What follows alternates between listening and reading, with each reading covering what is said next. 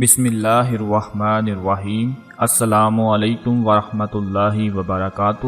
ناظرین، عرفان خان آنتوں کے کینسر کا شکار تھے اور لندن سے علاج کروانے کے بعد گزشتہ برس انڈیا واپس آ گئے تھے۔ عرفان خان ایک مضبوط ارادوں والے انسان تھے جنہوں نے آخر تک لڑائی لڑی۔ انہوں نے ہمیشہ اپنے قریب آنے والوں کی حوصلہ افزائی کی۔ 2018 میں غیر معمولی کینسر کی تشخیص ہونے کے بعد انہوں نے سامنے آنے والے بہت سارے چیلنجز کا ڈٹ کر مقابلہ کیا اور اپنی زندگی کو سنبھالے رکھا۔ وہ اپنی فیملی کو بہت زیادہ پیار کرتے تھے اور ان کو بھی اپنی فیملی سے، اپنے اہل خانہ سے بہت زیادہ پیار ملا تھا، لیکن اب وہ اس دنیا میں نہیں رہے، اس دنیا کو چھوڑ کر چلے گئے ہیں۔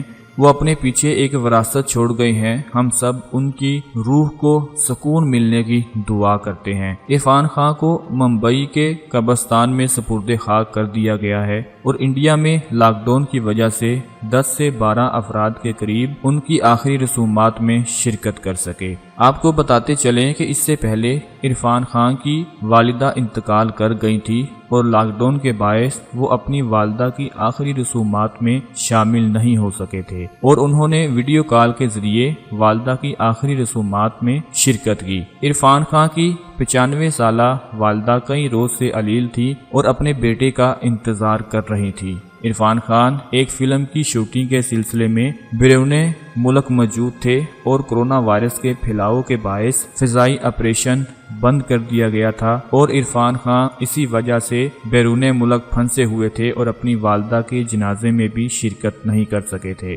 اور پھر 29 اپریل کی صبح بالی ووڈ کے اداکار عرفان خان اپنے چاہنے والوں کو اداس چھوڑ کر ہمیشہ کے لیے دنیا سے رخصت ہو گئے۔ یعنی پہلے ان کی والدہ کا انتقال ہوا، اس کے بعد عرفان خان کا انتقال ہوا۔ ان کی موت کی خبر سن کر ان کے چاہنے والے، ان کے فینس بہت زیادہ غمزدہ نظر آئے۔ انہوں نے مرنے سے پہلے کچھ الفاظ کہے جن کو آج بھی دنیا یاد رکھتی ہے۔ آج بھی سب لوگ ان الفاظ کو یاد کرتے ہیں کہ مرنے سے قبل اپنی اہلیہ سے کہا کہ دیکھو اماں آئی ہیں، وہ میرے برابر میں بیٹھی ہیں، اماں مجھے لینے آئی ہیں۔ یعنی بار بار وہ مرنے سے قبل، روح نکلنے سے پہلے وہ بار بار اسی بات کو ریپیٹ کر رہے تھے کہ اماں میرے پاس آئی ہیں، وہ میرے برابر بیٹھی ہیں، وہ مجھے لینے آئی ہیں۔ عرفان خان کے ان الفاظ میں موجود درد سے واضح ہوتا ہے کہ انہیں اپنی والدہ کے جنازے میں شرکت نہ کرنے کا بے حد دکھ تھا اور وہ اپنی والدہ سے بے حد محبت کرتے تھے، جس کی وجہ سے وہ بار بار ان الفاظ کو دہرا رہے تھے۔